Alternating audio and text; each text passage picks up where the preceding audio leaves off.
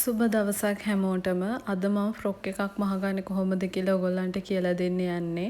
මම මෙතන මාස මැටීරියල් එකෙන් මීටර 2ක් සහ මේ පේන ඉතිරි බඩු ටික අරගෙන තිනවා මේ ෆ්‍රොක් එක සඳහා. ඔයගොල්ලන්ට කැමති රෙදි වර්ගයක් මේකට පාවිච්චි කරන්න පුළුවන්. ඉතින් දැන් අපි බලමු කොහොමද බ්ලොක් එක හදාගන්නේ කියලා. මම මුලින්ම කොලේ මේ විදිහට ඉහළින් අඟල් භාගයක රේඛාවක් ඇඳගෙන ඒ රේඛාවේ උරහිස මිම්ම දෙකට බෙදලා ඒකට අඟල් භාගයක් එකතු කරපු මිම්ම ලකුණු කරලා මේ විදිහට ලකුණු කරගන්නවා. ඊට පස්සේ ඒ රේඛාවේ පහළට අඟල් 1.5ක් ලකුණු කරලා මේ විදිහට රේඛාවක් ඇඳ ගන්නවා. ඒ රේඛාවේ ඉහළ රේඛාවේ ලකුණු කරගත්තු මිම්මම මේ රේඛාවෙත් ලකුණු කරගන්නවා. ඊට පස්සේ කර පළල මම මෙතන අඟල් 5ක් විදියට තමයි ලකුණු කරන්නේ. ඒ වගේම රැගල් උස උරහිස මිම්ම දෙකට බෙදලා ඒකට අඟල් භාගයක් එකතු කරපු මිම්මට තව අඟල් භාගයක් එකතු කරලා මම අඟල් 8ක් විදියට ලකුණු කරගන්නවා. කර පළල අඟල් 5ක් විදියට මේ විදියට ලකුණු කරගන්න. දැන් මම කර ගැඹුර අඟල් 3මාරක් විදියට ලකුණු කරගෙන මේ විදියට මේ බෝට්ටු කර විදිහට තමයි මම පොඩ්ඩක් උරහිස මට්ටමට වගේම කර අඳින්නේ. ඒ හින්දා ඕගලන්ට කැමති කරක් මේකට පාවිච්චි කරන්න පුළුවන්. ඊට පස්සේ මම පපුව දක්වා උසට අඟල් භාගයක් එකතු කරලා මේ විදියට රේඛාවක් ඇඳ ගන්නවා. ඒ වගේම 60 කොටස, ඒ කියන්නේ ඉන උස මේ ලකුණු කරලා රේඛාවක් ඇඳ ගන්නවා. මේ රේඛාවේ අපි පපුවට 4ට බෙදලා ඒකට අඟලක් එකතු කරගත්තු මිම්ම ලකුණු කරගන්නවා. මේ රේඛාවේ ඉනවට 4ට බෙදලා ඒකට අඟලක් එකතු කරගත්තු මිම්ම මේ විදිහට ලකුණු කරගන්නවා. ඊට පස්සේ මේ රේඛා දෙක යා කරගන්න. දැන් අපි බලමු අත්කට කොහොමද ඇඳගන්නේ කියලා. මේ විදිහට මම ඇල රේඛාවක් ඇඳගෙන ඒ ඇල රේඛාව කොටස් දෙකකට බෙදා ගන්නවා. ඇතුළට අඟල් භාගයක් ලකුණු කරගන්නවා. මුල්ලේ සිට 3 කාලක් ලකුණු කරගෙන ඉදිරිපස කිහිලි කට හැඩය මේ විදිහට ඇඳ ගන්න. දැන් පිටුපස පළුව අඟලක් ඉදිරියට ලකුණු කරලා පිටුපස පළුවේ අත් කට හැඩයත් ඇඳ ගන්නවා. දැන් මගේ ඩාට් අතර පරතරය දෙකට බෙදලා ඒකට අඟල් භාගයක් එකතු කරපු මෙම මේ රේඛාවේ මෙම රේඛාවේ ලකුණු කරගන්නවා. ඊට පස්සේ පපුව උස ලකුණු කරගත්තු මිම්මේ ඉඳන් පහළට අඟලක් ලකුණු කරලා මේ විදිහට අපිට පුළුවන් ඩාට් එක ඇඳ ගන්න. අඟල් භාගේ දෙපැත්තට ලකුණු කරගෙන මේ විදිහට ඩාට් එක ඇඳ ගන්න. ඊට පස්සේ ඉන අපි අඟල් භාගයක් මේ විදිහට ඉහළට ලකුණු කරගෙන ඇඳ ගන්නවා. ඒ වගේම අර ඩාට් පරතරය මෙතන අපි ඒ අඟල මේ විදිහට ඉදිරියට ලකුණු කරලා රේඛාවක් ඇඳ ගන්න.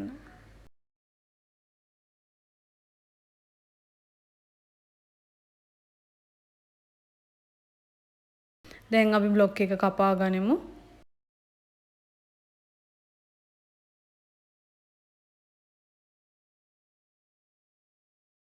අත කොටස මේ විදිහට මම මුලින්ම අඟල් භාගයක් රේඛාවක් ඇඳගෙන ඒ රේඛාවේ සිට පහළට සම්මත 4මාර ලකුණු කරලා රේඛාවක් ඇඳ ගන්නවා.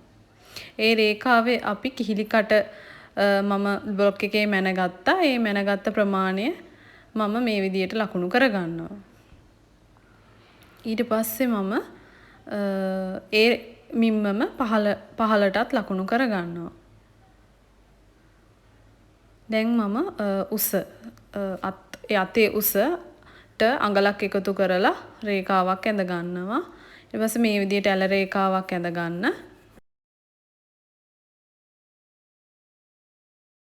දැන් මේ රේඛාව සමාන කොටස් 4කට බෙදාගෙන ඉහළින් අඟල් භාගයකුත් පහළින් අඟල් භාගයකුත් ලකුණු කරලා මේ විදියට අත්කට හැඩය ඇඳ ගන්න පුළුවන්. දැන් මේ විදියට මේ බ්ලොක් එක කපා ගන්න. වගේම අර රේඛාවේ සිට ඉදිරියට අඟල් 2ක් මම ලකුණු කරලා ඒක මේ විදියට යා කර ගන්නවා. මුල්ලට යා කර ගන්න. දැන් මේ විදියට මම බ්ලොක් එක කපාගෙන ඉවරයි. දැන් අපි බලමු රෙදි කොටස කොහොමද කපාගන්නේ කියලා. මුලින්ම මම මේ විදියට ඉහළින් රේඛාවක් ඇඳ ගන්නවා. මොකද අපි සාය කොටස කපා ගන්න යන්නේ. ඒ රේඛාවේ බ්ලොක් එකේ අපි ඉන පළල ලකුණු කරගත්තු මිම මේ විදියට ලකුණු කරගන්නවා. ඊට පස්සේ මම මගේ උකුල උස අඟල් 7 ලකුණු කරලා ඒ උකුල උස රේඛාවේ උකුල වට 4ට බෙදලා ඒකට අඟලක් එකතු කරපු මිම්ම උකුල උස රේඛාව ලකුණු කරගත්තු තැන මේ විදියට ලකුණු කරගන්නවා. ඊට පස්සේ මම මගේ සාය උසෙන් කියන්නේ මට ඕන කරන අන්තිම උසෙන් අඟල් 6ක් අඩු කරලා මේ විදියට මම ඒ මිම්ම ලකුණු කරගන්නවා. රේඛාවක් ඇඳ ගන්න. ඒ සාය උස ලකුණු කරගත්තු රේඛාවේ අපි උකුල වට ලකුණු කරගත්තු මිම්ම. ඒ කියන්නේ අඟල් 11ක් මම ලකුණු කරගත්තේ. ඒ අඟල් 11ට අඟල් 3ක් මම එකතු කරලා මේ පහළ රේඛාවේ මම මේ විදියට ලකුණු කරගන්නවා. දැන් අපිට පුළුවන් මේ විදියට හැඩ කරලා ඇඳ ගන්න. ඒ වගේම ඩාට් ප්‍රමාණයත් පිටිපස පළුවේ සහ ඉදිරිපස පළුවේ සාය කොටස් වල මේ විදිහට 60 කොටසේ අපි ලකුණු කරගත්තු ප්‍රමාණයටම ඩාට් කොටස් ලකුණු කරගන්න පුළුවන්. මම මේ ඩාට් එකේ දිග අඟල් 5ක් විදිහට ලකුණු කරලා මේ විදිහට ඩාට් එක ඇඳ ගන්නවා.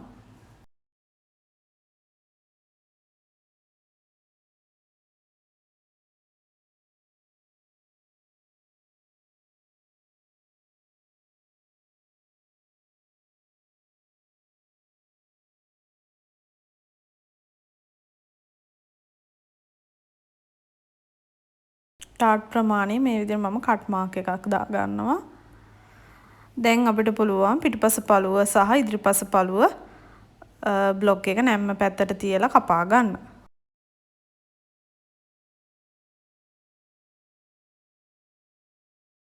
මේකම අත් කොටසුත් කපා ගන්න. දැන් මම අපේ සහාය උස මම අඟල් 6ක් අඩු කරලා තමයි මිම ගත්තේ. අඟල් 6 ප්‍රමාණයට කොටස් දෙකක් මම කපා ගන්නවා උස අඟල් 6ක් විදියට. පළල අපි පහළ සාය කොටසේ පහළ ලකුණු කරගත්තා අඟල් 11ට අඟල් 3ක් එකතු කරපු මිම්මට. මේ මිම්මට තව අඟල් 3ක් එකතු කරලා මම මේ විදියට රේඛා ඇඳ ගන්නවා. ඒ කියන්නේ 11ට 3ක් එකතු කරගත්තාම 4යි 4ට තව අඟල් 3ක් එකතු කරලා පළල ලකුණු කරගන්නවා කොටස් දෙකක් විදිහට. ඒ වගේම උස අඟල් 6ක් විදිහට ලකුණු කරගන්නවා. මේ විදිහට කොටස් දෙකක් කපා ගන්න. නැම්ම පැත්තට කොටස් දෙකක්. 60 කොටසේ ඉන ප්‍රමාණයට අඟල් 3ක් එකතු කරලා පළල මේ විදිහට නැම පැත්තේ ඉඳලා මැන ගන්නවා. අඟල් 4මාරක් දිග අරගෙන කියන්නේ උස අරගෙන මේ විදිහට මම කොටසක් කපා ගන්නවා. ඒ වගේම පිටිපස පළුවේ ඉන ප්‍රමාණයට අඟල් 1මාරක උසට මේ විදිහට මම පටියක් කපා ගන්නවා. මේක ඔයාලට මහද්දි පැහැදිලි වෙයි. තව අපැහැදිලි තැන්. ඒ වගේම මම සාය කොටස් වලට පටි දෙකක් කපාගෙන තියෙනවා සාය යට ප්‍රමාණයට අඟල් 4මාරක උසට. දැන් මම මේ විදිහට පේශින් කපාගෙන තියෙනවා පිටිපස පළුවටයි ඉදිරිපස පළුවටයි. ඔයාලට පුළුවන් ඕනම් මේක ඔලොක් කරගන්න නැත්නම් මේ විදිහට දෙපාරක් මහ ගන්න පුළුවන්. දැන් අපි මේ පේශින් ටික මහගෙන එමු. දැන් මම මේ විදිහට මහගෙන ඇවිල්ලා තිනවා. ඒ වගේම ඩාටුත් මම මහන් ඇවිල්ලා තියෙනවා කොටස් 4ෙම සාය කොටස් 2 සහ 60 කොටස් වල. ඊට පස්සේ මම මේ විදිහට පිටිපස පළුව ඉස්සරහෙම මේ විදිහට හොඳ පිට පැත්ත ඉස්සරහට තියලා ඒකට උඩින් ඉදිරිපස පළුව තියලා පිටිපස පළුවේ පේශින් එක මේ විදිහට එක උඩ තියලා පිටිපස පළුවේ පේශින් එක ඉස්සරහට මේ විදිහට නමාගෙන අපිට පුළුවන් උරහිස් මූට්ටු කරගන්න. මේ විදිහට මම මූට්ටු කරගෙන ඇවිල්ලා තියෙනවා. දැන් අපි අත් කොටස් දෙක මහගමු. මේ විදිහට කට් මාක් එකක් දාලා උරහිස් මූට්ටු කරගත්තු තැනට කට් මාක් එක තියලා අත් කොටස් දෙක මහ ගන්න. දැන් මේ විදිහට මම අත් කොටසුත් මහගෙන ඇවිල්ලා තියෙනවා. දැන් මම ඉන රැලි කරගන්න හදන්නේ මේ විදිහට ඉන ප්‍රමාණයට අඟල් 3ක් එකතු කරගත්තු මිම්මට මම පටියක් කපාගෙන මේ විදිහට ටේෂන් එක වැඩි කරලා මහගෙන තියෙනවා. ඒක මේ විදිහට රැලි කරගෙන මේ විදිහට ඉදිරිපස පළුවේ 60 කොටස සාය කොටස උඩට තියලා ඒක උඩින් අපි මේ විදියට 60 කොටස තියාගන්න. දැන් අපිට පුළුවන් මහගන්න. දැන් මම මේ විදියට මහගෙන ඇවිල්ලා තියෙනවා. ඒ වගේම මේක අයන් කරගන්නත් පුළුවන් ඕගොල්ලන්ට. ඊට පස්සේ මම පිටිපස පළුව මේ විදියට මුලින්ම මම සාය කොටස තියාගෙන ඊට පස්සේ 60 කොටස තියාගන්නවා. ඒ 60 කොටස තියාගත්තු ස්ථානයෙන් අපි ඉනේ ප්‍රමාණයට අඟල් 1මාරක පටියක් කපා ගත්තා. ඒක මේ විදියට මහගන්න. ඊට පස්සේ ඒ පටිය මේ විදියට දෙපාරක් නමලා අඟල් භාගයකට, ඒ කියන්නේ ඉලාස්ටියක් පාස් කරගන්න පුළුවන් මහගන්න. මේ විදියට මහගෙන මම දැන් ඇවිල්ලා තියෙනවා. දැන් මම සාය කොටස රැලි කරගන්න යන්නේ. ඒකට මේ විදියට අර වගේම අපි පටිය නමලා මේ විදියට මහගෙන එනවා. මේ විදියට මම සායේ පළල පැත්තට තියලා මහගෙන තියෙනවා. ඊට පස්සේ අපි අඟල් උස 6ක් විදියට ගත්තු පටියත් රැලි කරගෙන ඒ කොටසට මහගන්න පුළුවන්. මේ විදියට මම දැන් මහගෙන ඇවිල්ලා තියෙනවා. ඉදිරිපසයි පිටුපසයි දෙකම ඔයගොල්ලෝ මහගන්න මේ විදියට. ඊට පස්සේ මම ඉනවට ප්‍රමාණයෙන් ඉනවට භාගයෙන් අඟලක් අඩු කරලා මේ විදිහට ඉලාස්ටික් එකක් කපාගෙන තියෙනවා. ඒක මේ විදිහට අපිට ඇතුළට යවා ගන්න පුළුවන්. දැන් ඕගොල්ලන්ට පුළුවන් සයිඩ් මූට්ටු මහ ගන්න. මේ විදිහට මේ කොන් ටික එක උඩ තියලා සයිඩ් මූට්ටු දෙක මහ ගන්න පුළුවන්. ඊට පස්සේ සාය කොටසත් දෙපාරක් නමලා මහ ගන්න, අත කොටසත් දෙපාරක් නමලා මහ ගන්න.